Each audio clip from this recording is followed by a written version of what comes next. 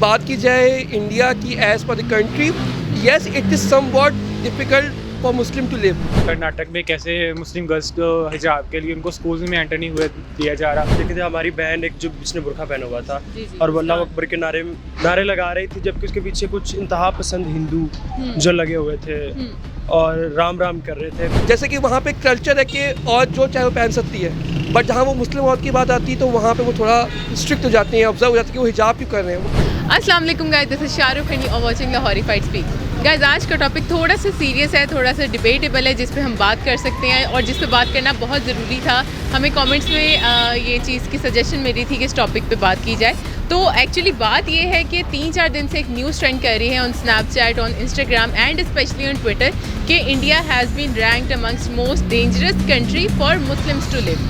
ये बात किस हद तक ट्रू है, किस हद तक नहीं है, क्योंकि हम सब जानते हैं that India is a secular nation, ये एक सेकुलर कंट्री है।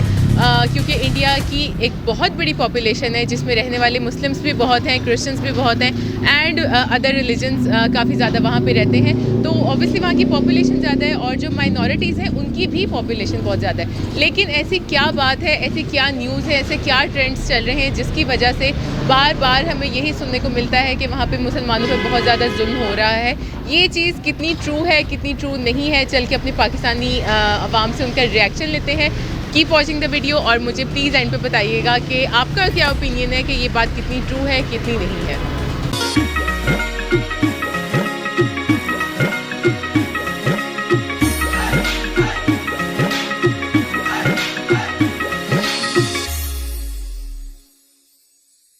अस्सलाम वालेकुम। वालेकुम अस्सलाम। क्या नाम है, क्या करते हो? सैयद इकबाल नाम है और मैं BScs कर रहा हूँ UMT से। नाइस। और आप? मैं BS मैथ्स कर रही हूँ UMT से। आप लोग सब?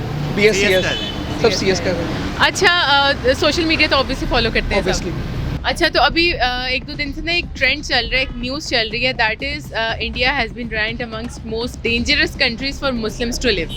तो पिछले दिनों इंसिडेंट्स भी काफ़ी ऐसे हुए हैं, तो आप मुझे बताओ क्या ये स्टेटमेंट किसी न किसी हद तक ट्रू है या नहीं? ये ट्रेंड कहाँ से आया है, क्यों आया, आपका क्या ओपिनियन है?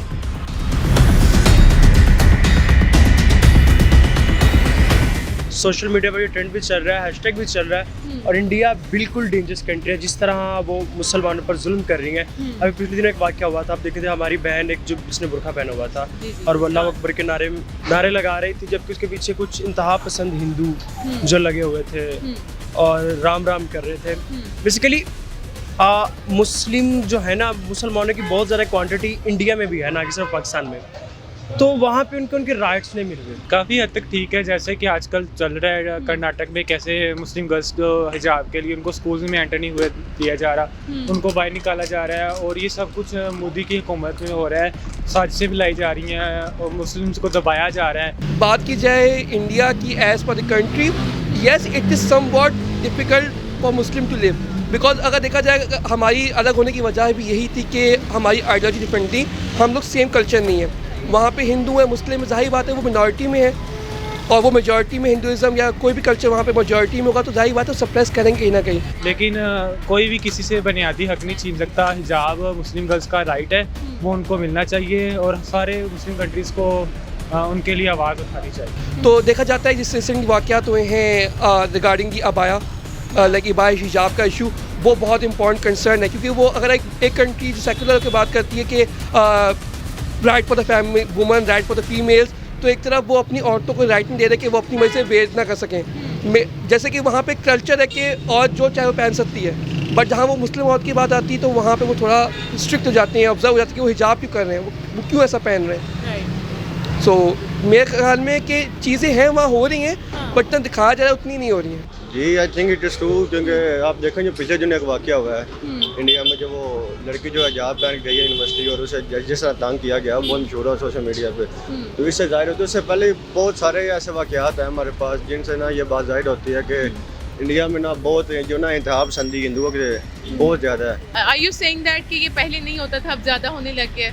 जी बिल्कुल, पहले तो कभी ऐसा नहीं हुआ। जैसे पाकिस्तान और इंडिया का मैच हुआ था तो इंडिया जो पाकिस्तान वोन किया था तभी उनकी जो टीम में पाकिस्तानी खिलाड़ी थे उनके जो घरों पे अटैक वगैरह हुआ था। तो लेकिन जब से ये मोदी की हुकूमत आई है तब से ही ऐसा हो रहा है और तब से मुस्लिम्स पर ऐसे इंसिडेंट हो रहे हैं। हमारे मुसलमानों को चाहिए, हम चाहे इस तरफ हैं उस तरफ नहीं जा सकते, लेकिन आवाज़ इतनी बुलंद करें कि उनके घरों तक जाए, उनके मुल्क तक जाए। हम बात करेंगे सोशल मीडिया की, तो पहले ना जो इंडिया का मीडिया है वो उसका गवर्नमेंट रन करता है, हम उनका मीडिया आज़ाद मीडिया नहीं है। बट जैसे कि यूथ के हाथ में पावर आती जा रही है, मोबाइल फोन आते जा रहे हैं, तो they have power to share, like democratic होती जा रही कंट्री, तो वो लोग शेयर करते हैं, तो इसलिए लोगों की आवाज़ उठ के बाहर आ रही है।